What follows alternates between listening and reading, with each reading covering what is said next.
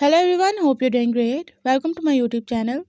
In my today's video, I'll be telling you how you can manage and change your app permissions in your device Samsung A23 5G and A33 5G.